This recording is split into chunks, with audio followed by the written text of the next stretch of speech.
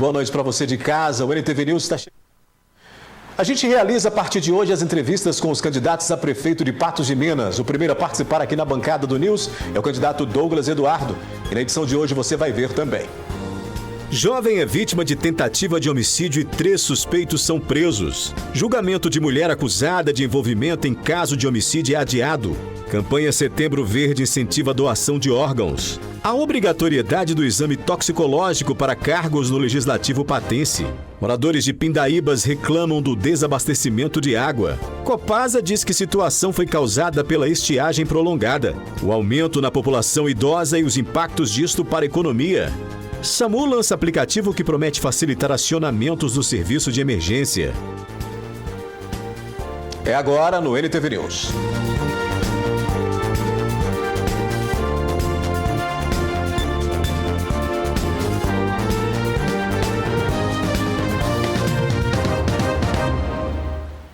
A gente começa essa edição falando de uma situação recorrente no trânsito em Patos de Minas, que é o estacionamento em local proibido. Muitos condutores ignoram, por exemplo, as vagas que são destinadas a idosos e cadeirantes. O trânsito em Patos de Minas tem sido um assunto delicado. Tráfego intenso, conduções imprudentes e veículos estacionados em locais proibidos. Estacionar em local proibido gera infrações médias, graves ou gravíssimas. As infrações médias resultam na retirada de 4 pontos na Carteira Nacional de Habilitação e multa de R$ 130,16. As graves, 5 pontos na carteira e multa de R$ 195,23. E as gravíssimas, a penalidade é de 7 pontos na CNH e multa de R$ 293,47. A gravidade da infração por estacionar em local proibido depende de onde o motorista deixou o seu veículo. De acordo com o artigo 181 do Código de Trânsito Brasileiro, existem mais de 20 locais de estacionamento proibido e a definição da gravidade de suas penalidades. Por exemplo, estacionar o veículo nas esquinas e a menos de 5 metros do bordo de alinhamento da via transversal configura infração média, com multa de R$ 130,16 e o desconto de 4 pontos na CNH. No caso de estacionamento em desacordo com as condições regulamentadas de maneira específica, normalmente sinalizadas através de placa, esse tipo de infração é grave e a previsão de multa é de R$ 195,23 e são descontados 5 pontos na CNH do condutor. Além disso, o motorista pode ter o veículo removido da via. Estacionar em pista de rolamento de estradas, rodovias, vias de trânsito rápido ou vias com acostamento gera uma infração considerada gravíssima, sujeita a multa de R$ 293,47 e 7 pontos na Carteira Nacional de Habilitação. O julgamento de uma mulher acusada de participação em um crime de homicídio que seria realizado hoje no Fórum, em Patos de Minas, foi adiado. O julgamento que acontecia na tarde dessa terça-feira foi adiado. O motivo? Porque um dos advogados de defesa acabou tendo um imprevisto. O fato a qual iria ser julgado envolve Janaína dos Reis Andrade. Ela que é julgada aí por ter participação num homicídio que aconteceu em 2010 no bairro Jardim Paulistano aqui em Patos de Minas. Homicídio esse que aconteceu devido a ciúmes do marido de Janaína, que teria descoberto uma traição de Janaína e por isso foi se vingar, fazendo com que Janaína, né, então participasse dessa vingança, atraindo o amante para um porão no bairro Jardim Paulistano, e ali ele sofreu com diversas ameaças e ali ele foi morto com uma arma de fogo. Desde então, Janaína vem sendo julgada por esse fato.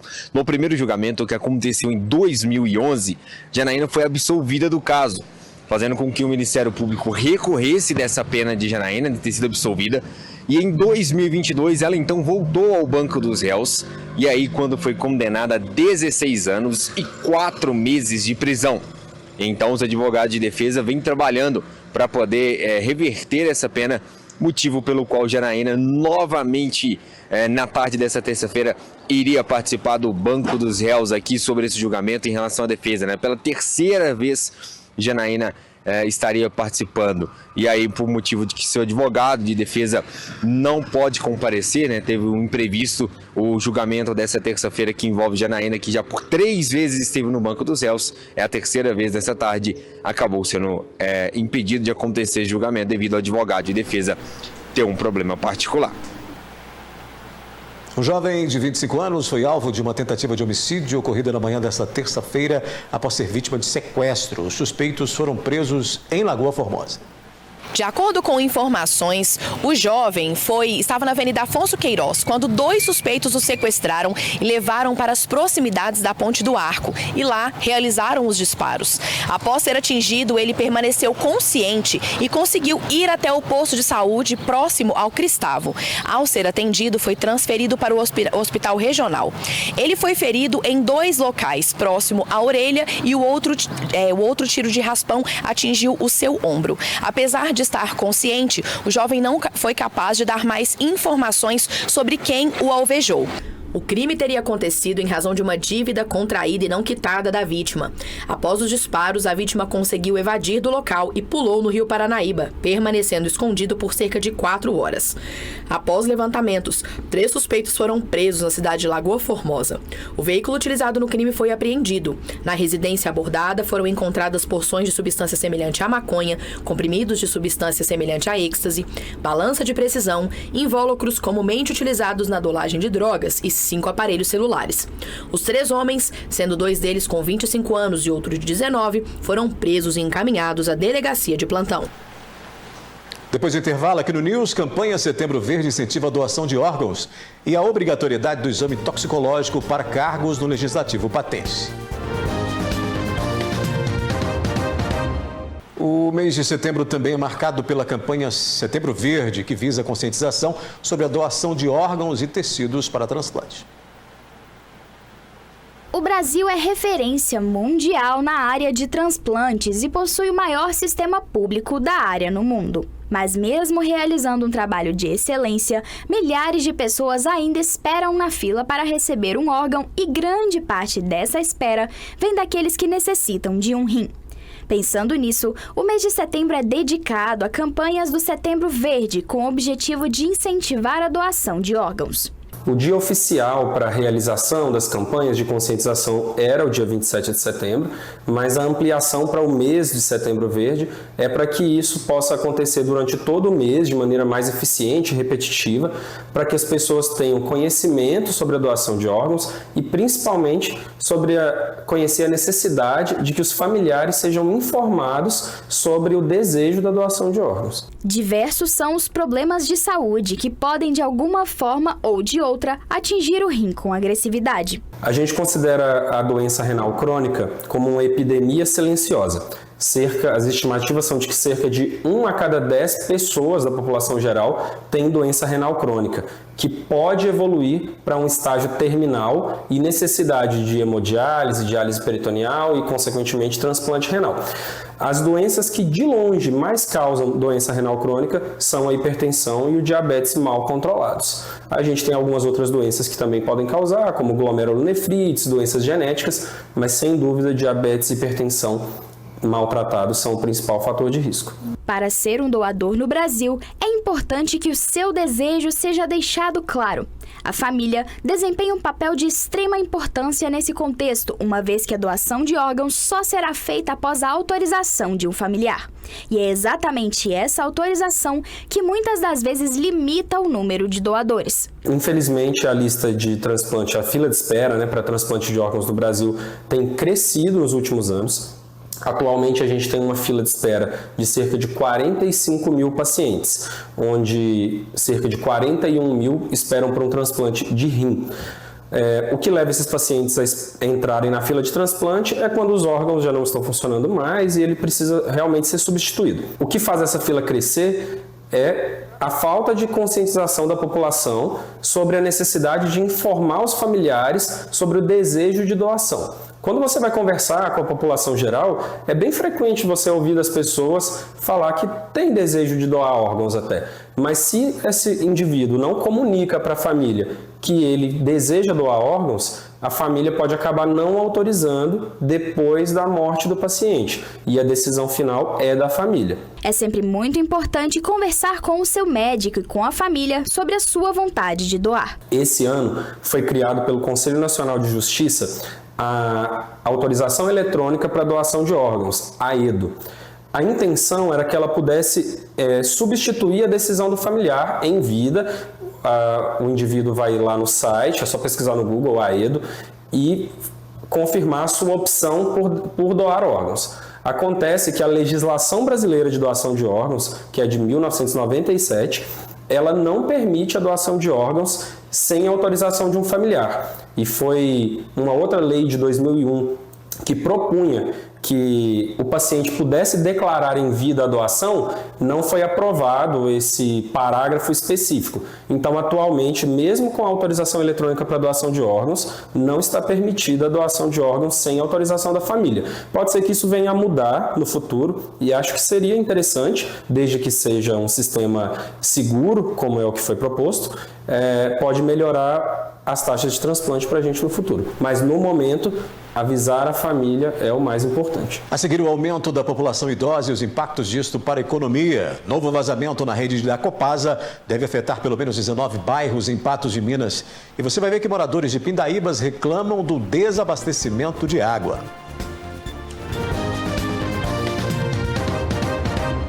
Moradores de Pindaíbas, distrito de Patos de Minas, estão sofrendo com a falta de água. Eles relatam que nos últimos dias o fornecimento foi completamente interrompido na localidade. A estiagem prolongada tem impactado fortemente na vida dos moradores de Pindaíbas.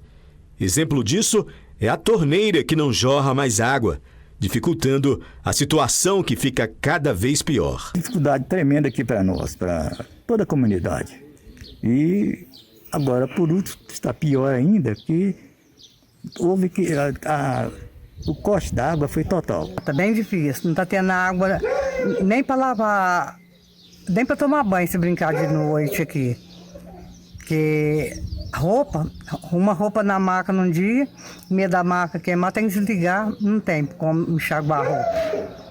Tá trabalheira. Tem mais de 2 dias que nós estamos sem água nas torneiras. E que não chega água na torneira para nós, e quando chega é minutinho, segundinho, acaba outra vez. Diante da falta de água que provoca tantos transtornos, quem reside na localidade clama para que a Copasa busque alternativas e dê fim ao desabastecimento. Eles é responsável, eles trazem mais água no caminhão-pipa, e ontem nós tomávamos até sem tomar banho. Todo mês a gente paga, né, os talões, e não é barato, né? E é assim que eles têm que procurar fazer um projeto, né, para tá melhorando a captação de água lá no bolzinho. E se o bolzinho não der, né, tem que ver um modo de puxar água até da Cabocla, outro lugar aí, né. Que eles desse um jeito, uma ajuda, né, de arranjar uma água, né, para nós. Como é que fica sem água assim, né? Sem lavar roupa, né? Como é que vai? Pois é, sobre isso a Copasa informou que as intermitências em Pindaíbas têm sido ocasionadas pelo período de estiagem que causa elevação da temperatura, aumento do consumo de água e a diminuição no volume do manancial que abastece a região. A Companhia de Saneamento afirmou ainda que, para minimizar os impactos, equipes operacionais têm realizado o desassoreamento periódico do curso hídrico e também caminhões-pipa estão dando suporte no abastecimento. Mais um grande vazamento de água foi registrado em Patos de Minas, desta vez no bairro Rosário. O rompimento da rede na tarde de hoje deve afetar pelo menos 19 bairros. Esse tipo de problema tem sido recorrente na cidade e a região do bairro Rosário é mais uma vez afetada. Um vídeo enviado por um telespectador da NTV mostra a situação causada pelo rompimento no cruzamento entre as ruas Altaualpa, Dias Maciel e Formiga. No vídeo, nota-se grande quantidade de água espalhada pelas ruas e a dificuldade que veículos enfrentam para trafegar. A Copasa, por meio de nota, informou que técnicos da companhia estão trabalhando para corrigir o rompimento da rede de distribuição no local e que a previsão é que os trabalhos seriam concluídos no fim da tarde. Informou ainda que o abastecimento de 19 bairros da região podem sofrer intermitências, que caso aconteçam, devem terminar ainda na noite de hoje e que o retorno da água em situações como essa é gradativo. Por fim, a companhia afirmou não ser possível especificar as causas do vazamento, uma vez que esse tipo de situação pode ser ocasionada por diferentes fatores, como movimentação natural do solo, variações de temperatura, desgaste natural das tubulações e tráfego de veículos pesados. A gente vai mostrar agora a situação de uma moradora de Patos de Minas que precisa de uma cirurgia oftalmológica urgente, mas devido à imensa fila de espera, ela pede ajuda para conseguir pagar pelo procedimento. Nara Caroline Santos, de 25 anos, enfrenta uma situação delicada. Mãe de 2 crianças e estudante do curso técnico de enfermagem, ela também trabalha como cuidadora de idosos para sustentar sua família. Desde a infância, Nara sofre com desvio no olho esquerdo, condição conhecida como estrabismo, que tem afetado sua qualidade de vida e autoestima. Desde pequena, a minha mãe percebeu logo quando eu era criança. E aí, com o decorrer do tempo, o problema só foi agravando, né? Usei óculos, usei tampão, sofria muito bullying na escola, era uma fase bem difícil. O desvio ocular, que ao longo dos anos se agravou, agora também prejudica sua visão. O problema está impactando diretamente sua capacidade de enxergar corretamente. Para corrigir essa condição, Nara precisa urgentemente de uma cirurgia. Desde o ano passado, eu entrei em contato com o meu postinho aqui do bairro para poder dar seguimento, né, com a cirurgia. Eles me encaminharam para especialista, né, para a clínica de especialidade. Aguardei, chegou a consulta, a especialista fez os exames, viu que meu caso era realmente cirúrgico, que não resolvia mais com óculos. E logo em seguida eu fiquei na fila esperando. E aí esse ano eu passei com a médica, eu queria fazer minha cirurgia e ela me deu a notícia que a fila estava imensa, que tinha muita gente na fila e que não tinha previsão alguma de sair a cirurgia. Fila de espera para esse procedimento pelo Sistema Único de Saúde, o SUS, em Patos de Minas, está sem previsão para atendimento, o que a levou a procurar um consultório particular. Eu entrei em contato com o consultório, eles fizeram um orçamento para mim, né, com o segmento do meu problema, e ficou no valor de 11.500. Um valor que infelizmente não cabe no meu bolso. Determinada a resolver o problema e melhorar sua qualidade de vida, a jovem organizou uma vaquinha solidária e espera contar com a ajuda da comunidade para conseguir o valor necessário para a cirurgia em um hospital particular. Foi uma amiga minha que deu a ideia, né? Ela falou, por que você não faz a vaquinha? Eu, de início, eu falei, não vou mexer com isso não, porque eu tenho realmente vergonha, assim, de... Sempre foi difícil falar sobre esse assunto. E eu falei, não vai dar certo. Aí eu depois pensei melhor e eu não tive outra alternativa. A gente falou, vamos fazer e vendo o que dá. Qualquer valor pode ser doado através da chave Pix. Telefone 31 995 51 1589. E todo o apoio, seja financeiro ou através da divulgação da campanha, será de grande importância para Nara e sua família. Olha, por meio de nota, a Prefeitura informou que a paciente está em devido acompanhamento na rede pública de saúde. O pedido para a cirurgia chegou ao setor de TFD em julho e que, após a avaliação do médico regulador, foi classificado como caso eletivo, ou seja, sem alta prioridade. E então a mesma teria que ficar aguardando, ficar esperando a fila de espera, né? Ficar ali aguardando esse posicionamento para que chegue a vez dela, isso de acordo com a Prefeitura. Ainda conforme a nota, a cirurgia indicada para a jovem é realizada em Belo Horizonte e é de referência, local de referência para o procedimento. Mas enquanto isso, ela vai passando por essa demora, precisando fazer esse procedimento e por isso está criando essa alternativa de buscar por meio de doações, né, com essa vaquinha, realizar esse procedimento tão importante para a visão dela. O crescimento significativo da população idosa, constatado pelo último censo, chama a atenção para a economia prateada, ou economia da longevidade, que abrange milhões de consumidores com idade acima dos 50 anos. Esse aumento expressivo de aproximadamente 39% aconteceu entre 2012 e 2021, destacando uma mudança demográfica importante com implicações em diversas áreas, incluindo economia, lazer, saúde e políticas públicas. Quando a gente fala em economia prateada, foi um termo cunhado pelo mercado, tanto da prestação de serviço quanto da venda de produtos, pensando no público com mais de 60 anos, que é um público consumidor cada vez mais ativo. E o prateado, da economia prateada, faz referência aos cabelos grisalhos. Esse fenômeno não só gera novas oportunidades de negócio, como também demanda um planejamento estratégico para assegurar o bem-estar e a qualidade de vida dessa crescente parcela da população. Hoje a gente tem uma demanda muito grande pela internação domiciliar, né, que é o home care, que normalmente o acompanhamento do profissional de enfermagem 12 ou 24 horas por dia, a depender da demanda do cliente ou da necessidade específica do cliente ou da demanda da família. Porque hoje todo mundo trabalha, como se vive bem com saúde, todo mundo trabalha até uma idade mais avançada e tem sua própria família e às vezes não tem condição de ficar em casa o tempo todo com o pai, de cuidar, porque está todo mundo trabalhando fora, então acaba contratando a gente para esse tipo de serviço. Um trabalho bastante realizado nos dias atuais é o tratamento para a apneia do sono, que acomete grande parte dos idosos. A apneia do sono ela envolve questões comportamentais, hormonais e qualidade de vida. A pessoa que tem apneia do sono, ela dorme mal, ela acorda muito durante a noite, muitas vezes é aquela pessoa que vai muito ao banheiro, tem muito irritação pela manhã, perda de memória, dificuldade de concentração, irritabilidade, tem sonolência diurna excessiva, aquela pessoa que encosta e cochila.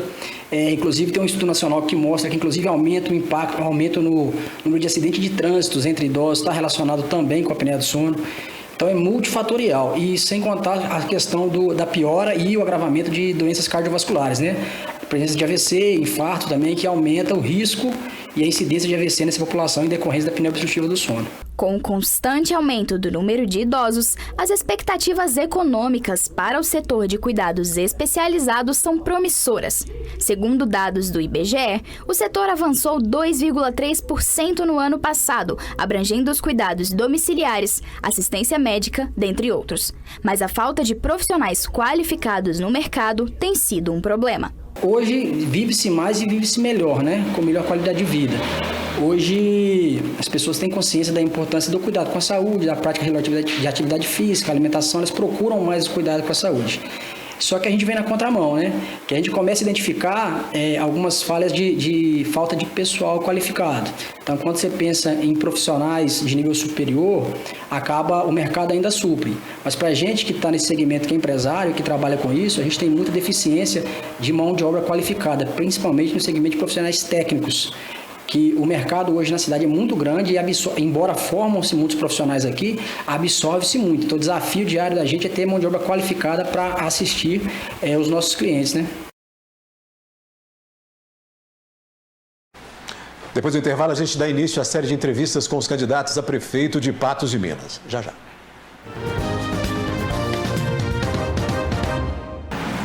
A partir de hoje, o NTV News realiza entrevistas com os candidatos a prefeito de Patos de Minas. Adotamos como critério a participação por ordem alfabética. Assim, nesta terça-feira, 17 de setembro, é a vez do candidato Douglas Eduardo, no dia 18 do candidato Luiz Eduardo Falcão e no dia 19 de setembro do candidato Rildo Rodrigues. As entrevistas, além de colaborarem com o processo democrático, são para que os eleitores de Patos de Minas conheçam mais sobre as ideias, projetos e planos dos candidatos para o nosso município. Cada candidato terá tempo igual para responder nossas perguntas e fazer suas considerações. Nessas entrevistas, participa comigo, aqui na bancada do News, a jornalista Ludmila Bahia. Boa noite, Ludmila. Boa noite, Odair. Boa noite a todos que nos acompanham e também ao candidato presente. Conforme explicado, o primeiro candidato dessa rodada de entrevistas é o candidato Douglas Eduardo. Boa noite, candidato.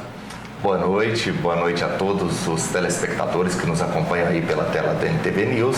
Muito obrigado pela oportunidade, pelo espaço que nos é dado, esse espaço que fortalece tanta democracia, oportunidade para a gente nos apresentar ao eleitor patense e falar acerca daquilo que a gente pensa de cidade para as pessoas e para o futuro aí da nossa comunidade. Candidato, eu começo te perguntando, o senhor disse que foi convidado a ser candidato a prefeito de Patos de Minas. Aceitou esse convite de prontidão? E quem fez esse convite para o senhor? Olha, eu sou filiado, tenho filiação partidária aí já há alguns anos. Não vinha trabalhando aí durante esse ano com a ideia de ser candidato a prefeito. Contudo, já no final aí do período, no mês de agosto, me surgiu esse convite. Eu até conto essa história, eu estava indo para Belo Horizonte representar a OAB numa corrida dos Jogos da Advocacia Mineira e eu recebi uma ligação em uma reunião do partido, do União Brasil. Algumas pessoas falaram para mim: nós decidimos que você será o nosso candidato a prefeito. Confesso que na hora me veio um frio na barriga, é uma decisão extremamente importante. Contudo, eu fiquei extremamente honrado. Ponderei que nossa cidade é uma cidade grande, importante para a região e também para o estado e Brasil. São 160 mil pessoas e, naturalmente, isso é motivo de muito orgulho para mim, de lembrarem do meu nome. Mas que eu precisaria pensar exatamente pela responsabilidade e compromisso que a gente assume com todas as pessoas da cidade. Eu ponderei algumas situações, conversei com a minha família, considerei aquilo que eu considerava relevante, que é tratar tão somente dos problemas da cidade, buscar entender esses problemas e encontrar soluções. E as pessoas que me convidaram do União Brasil, e aí a gente pode citar, o Miro faz parte do partido, nós temos Paulo Mota, o José Eustáquio, temos também o Carlinhos, que a gente conhece, e outras pessoas também que fazem parte do partido. União Brasil é o partido ao qual eu estou filiado, ponderei com a minha família, concordaram comigo e eu aceitei esse desafio. Dentre os motivos que me levaram a aceitar, que eu ponderei e considerei extremamente relevante, é a importância de fortalecer a democracia. Não dá para imaginar que tenhamos democracia de um só. É muito relevante que as pessoas tenham opção, que elas possam ter voz, discutir problemas, porque se a gente só tem um candidato, a gente caminha para uma situação que se aproxima de uma ditadura. Não terá segunda voz, não terá oportunidade de discutir problemas e isso é muito ruim, a meu ver, e esse foi um dos pontos que eu ponderei para aceitar esse desafio. Mas o senhor não acha que houve uma demora na definição do partido para a escolha final desse nome? Afinal de contas, já estavam sendo feitas reuniões para chegar a um nome que pudesse representar esse e demais partidos, e isso não atrapalha também com que o senhor faça a apresentação das propostas, bem como se faça conhecer a população? Sem dúvida alguma, isso é real, mas o que acontece? Eu não vinha trabalhando numa condição de candidato, eu não busquei essa situação, eu recebi o convite, existiam outras pessoas que pensavam aí na hipótese de ser candidato, a gente chegou aí a conversar e verificar algumas pessoas que pretendiam ser candidato, acabou que essas pessoas desistiram e chegaram no meu nome. Eu entendo que há inúmeras dificuldades em relação a ser lançado quase no momento final de definição dos candidatos. Isso prejudica um pouco para que eu possa me tornar conhecido, mas eu confio muito nos desígnios do universo. Se tinha que acontecer dessa forma, eu estou aqui e bola para frente, não vou considerar isso como problema, essa é a realidade, isso já aconteceu e o que eu posso fazer é trabalhar diuturnamente para chegar às pessoas, para conhecer todas as pessoas de Patos de Minas, entender os problemas, que eu acho que isso é muito relevante, é algo que eu tenho comentado. Normalmente a gente vive dentro de uma bolha. Nós conhecemos a realidade do nosso trabalho, a realidade da nossa família e um ou outro lugar que a gente tem costume de frequentar. Essa é a nossa bolha. Quando eu começo uma campanha e eu saio para as ruas, eu visito os bairros, eu começo a entender que a minha realidade é muito pequena diante de tudo aquilo que existe de problemas da nossa cidade e que a gente precisa resolver. Eu tenho dito com a paradez que o nosso objetivo de estar nas ruas não é somente pedir voto, mas ouvir as pessoas, estarmos atentos àquilo que precisa ser feito para que a gente possa encontrar a melhor solução para, a partir do ano que vem, direcionar os recursos públicos para aquilo que realmente precisa. O senhor investiu até agora, ainda dentro dessa sua resposta, boa parte do seu tempo de televisão e de rádio justamente se apresentando, né? Sim. Isso não atrapalha para que o eleitor, esse prazo é curto, né? Para que o eleitor te conheça e entenda as suas propostas, porque as propostas precisam chegar até esse eleitor para que ele confie na sua candidatura e lhe dê o voto. Esse prazo não é prejuízo? O prazo realmente é curto. Nós aí já tem alguns anos que o prazo para as campanhas eleitorais se reduziu aí para 45 dias, mas eu preciso me tornar conhecido. As pessoas não vão votar em mim se elas não souberem quem eu sou, se não confiarem em mim, se não identificarem uma empatia comigo, porque propostas muita gente faz, mas a gente sabe que a classe política está desacreditada. A gente ouve aí todos os dias pelas ruas as pessoas cobrando. Eu cheguei outro dia lá no bairro Jardim Paulistano, me apresentei para uma senhora, ao final da minha apresentação ela falou: eu não gosto de política e eu não quero saber. É um ponto, é algo real. E eu concordei com ela, a senhora tem razão. Muitas vezes as pessoas chegam com promessas mirabolantes, vão fazer isso, vão fazer aquilo, e no final não entregam absolutamente nada. E isso leva a um descrédito. Por isso eu entendo que me apresentar e me colocar como alguém que as pessoas possam confiar é extremamente relevante, mais inclusive do que sair por aí fazendo essa ou aquela promessa de que vou fazer isso ou aquilo. Inclusive, a promessa que eu faço com as pessoas é de seriedade de trabalho. É isso que está ao meu alcance. Muitas vezes eu desejo fazer obras gigantescas, mas eu não tenho orçamento, eu não tenho aprovação da Câmara, eu não tenho recursos que vêm do governo federal ou do governo estadual e acaba que eu não consigo fazer. Mas está ao meu alcance trabalhar com seriedade, transparência, ouvindo as pessoas, e é esse o compromisso que eu assumo com cada um dos eleitores de Patos. Bom, Douglas, o fato de pertencer a um grupo político tradicional na cidade, isso inviabiliza a implementação de novas ideias? De modo algum. O que acontece? Nós temos aí algumas pessoas que fazem parte do Partido União Brasil que já ocuparam cargos. Mas Elmiro é o Elmiro, Zé Eustáquio é Zé Eustáquio e o Douglas é o Douglas. Há uma diferença e eu tenho tranquilidade porque eu convivo com o Elmiro já há algum tempo. Mas até que ponto essas pessoas têm gerência sobre as suas atitudes? De maneira nenhuma, não tem gerência. Inclusive, quando eu assumi a ideia, aceitei o desafio, eu ponderei isso. Eu coloquei para eles que a minha ideia era realmente de pensar em futuro. Uma das ideias que algumas pessoas levantaram, é a oportunidade da gente defender o passado.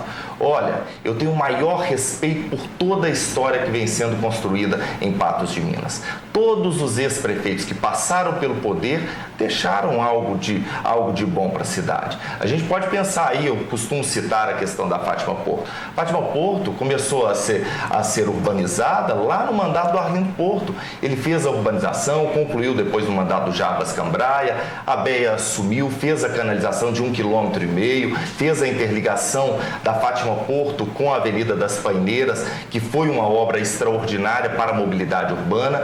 Agora o Falcão está fazendo aí mais 700 metros.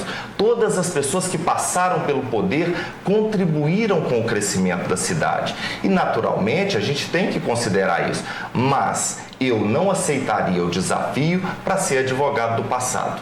A minha ideia é trabalhar com a realidade presente, pensando no futuro, dar continuidade a tudo aquilo que está dando certo. Eu tenho citado aí, elogiado o projeto Viva Patos, que eu acho que é algo de muito bom que tem sido feito. As empresas têm adotado aí praças e parques e têm oferecido um serviço de qualidade para a população. Mas existem coisas que precisam ser melhoradas. Nós temos, por exemplo, aí a questão do trânsito. É uma reclamação recorrente que a gente ouve todos os dias. Nós precisamos pensar para melhorar. Não basta a gente ficar somente defendendo o passado, sendo que o importante é pensar no futuro. É esse o meu objetivo.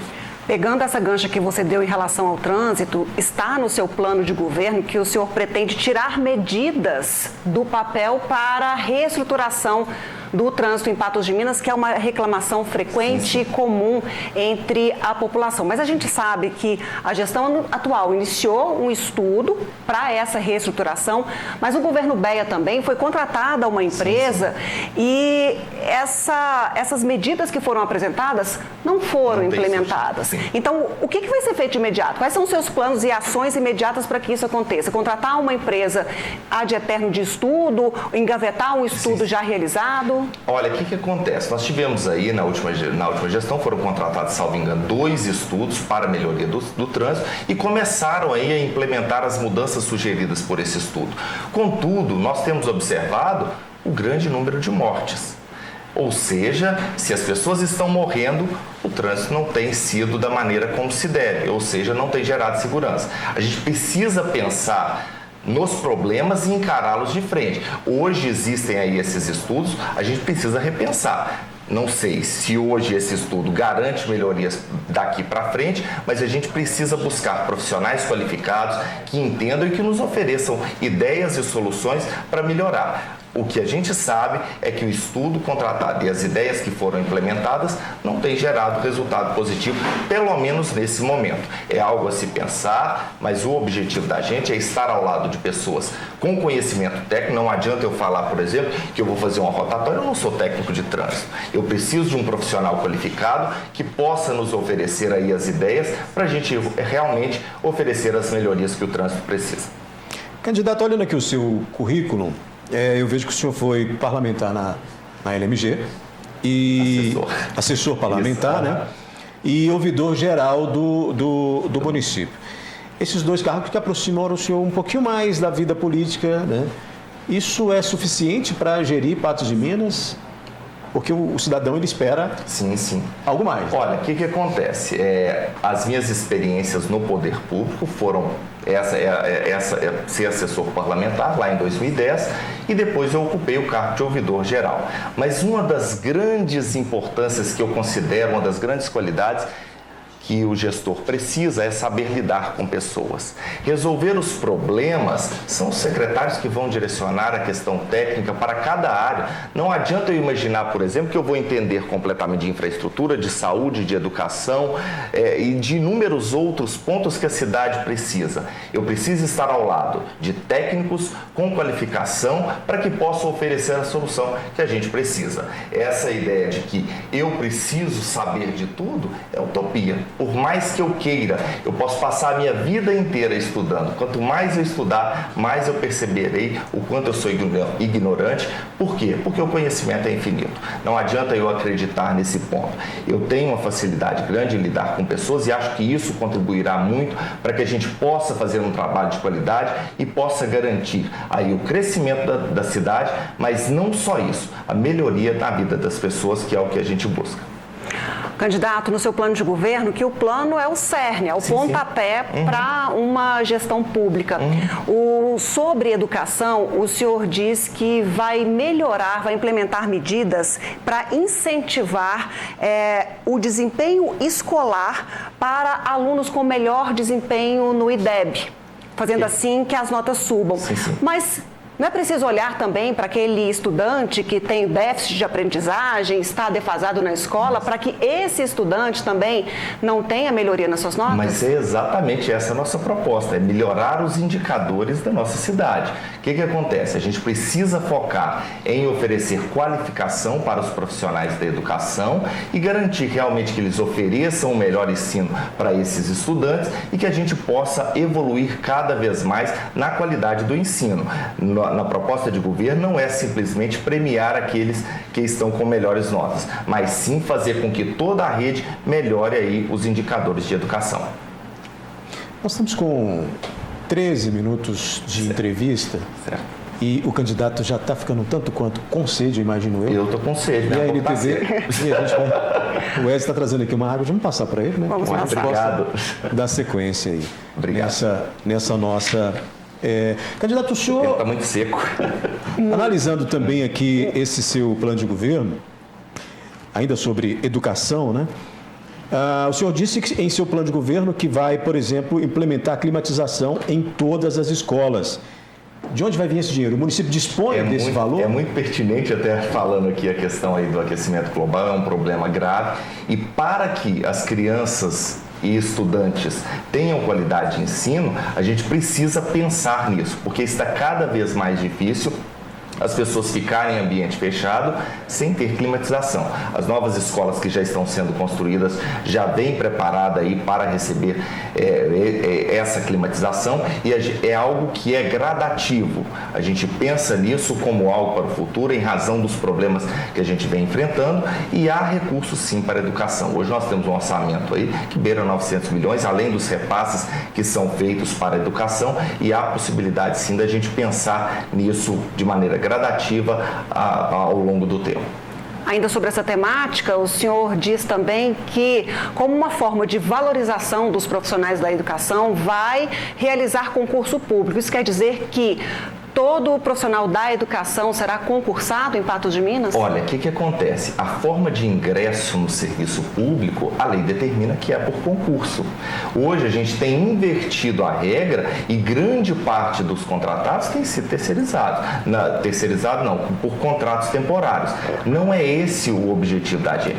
E isso vem gerando um problema, inclusive para o IPREM, porque à medida que as pessoas são contratadas por prazo temporário, a contribuição delas é vertida para o INSS. E o IPREM sem contribuição, daqui a pouco ele pode vir a quebrar. Porque se só tira, as pessoas vão se aposentando e não existem novos servidores para contribuir, a regra naturalmente é que o IPREM venha quebrar. A gente sabe que aí já está há 10 anos, mais de 10 anos sem concurso público, é algo grave que a gente precisa pensar. E um outro ponto para a melhoria da educação em relação ao concurso público é a maior integração daquele servidor efetivo com a família.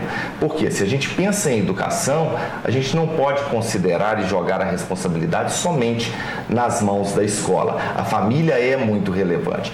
Quando o servidor ele é efetivado, ele tem uma condição de criar vínculo com a família desses estudantes e dar condições, manter um diálogo mais aberto e garantir que a família também contribua para a formação dos nossos estudantes, e isso vai gerar um benefício de longo prazo na formação aí das nossas crianças e adolescentes. Candidato, o senhor é um crítico constante da atual administração com relação às estradas. Inclusive, o senhor disse que vai realizar asfaltamento das estradas rurais em parceria com o governo federal. Como é que é a sua relação com a União e o asfaltamento é de todas essas estradas? De forma alguma. É claro que a gente fala em intenções. Quando a gente coloca o plano de governo, ele é norte. É algo que a gente busca. Hoje a gente sabe que tem algumas estradas aí que estão sendo asfaltadas, mas ainda há muitas que precisam. Naturalmente há uma dificuldade. Eu estive lá em Bom Sucesso, a estrada lá são 32 quilômetros, há uma dificuldade grande para se conseguir esse asfaltamento, mas é algo a se pensar a longo prazo. À medida que vamos asfaltando as estradas, é importante que a gente pense em dar acesso e condições dignas para as pessoas. Mas para além de asfaltamento, a gente precisa pensar em fazer a manutenção de maneira eficiente. Hoje a Prefeitura conta aí com equipes terceirizadas e mais equipe da Prefeitura que faz a manutenção dessas estradas rurais, mas a gente precisa aumentar, porque não tem sido suficiente. Mas o senhor acha que as equipes que estão atualmente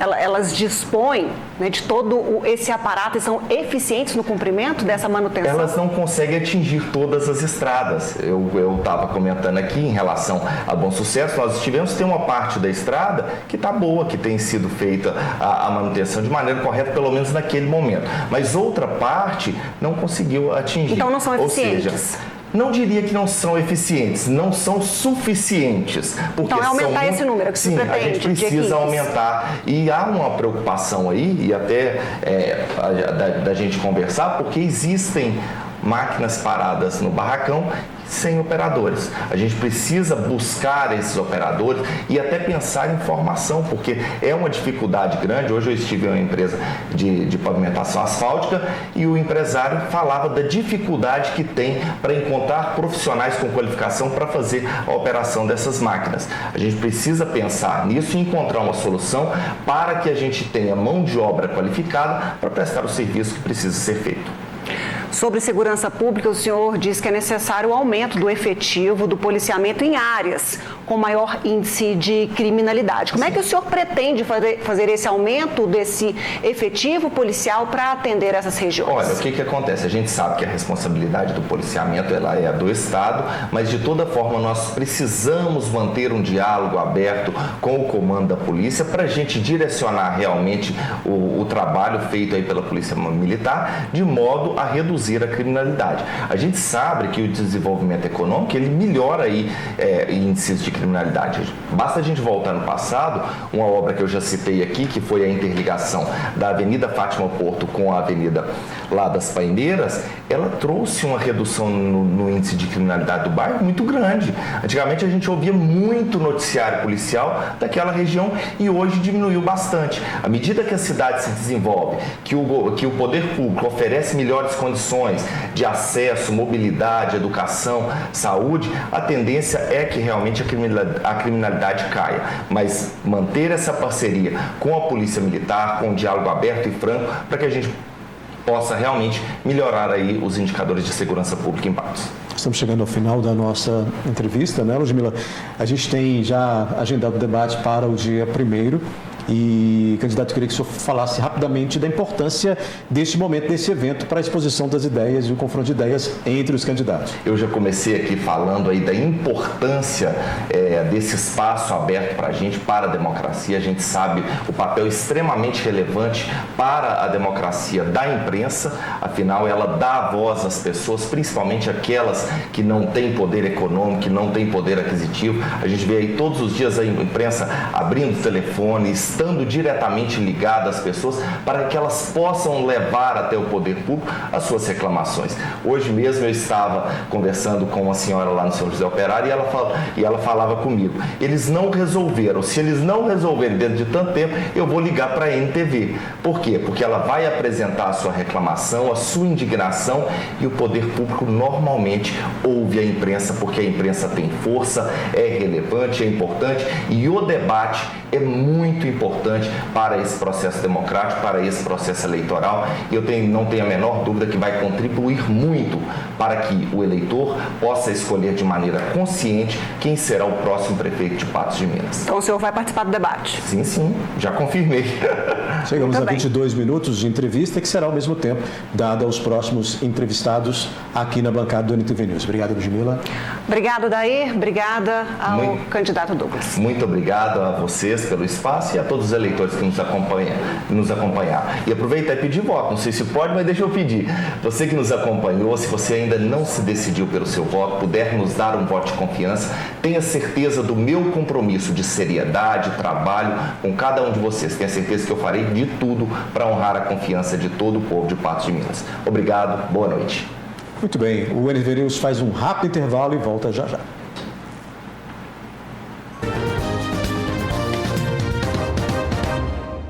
Ludmila Bahia, amanhã teremos, portanto, a sequência dessas nossas sabatinas, dessas nossas entrevistas com os candidatos aqui no News. Lembrando que a gente tem aí também uma programação extensa até chegarmos no dia das eleições com cobertura da NTV, né? Sim, hoje foi a vez do candidato Douglas Eduardo.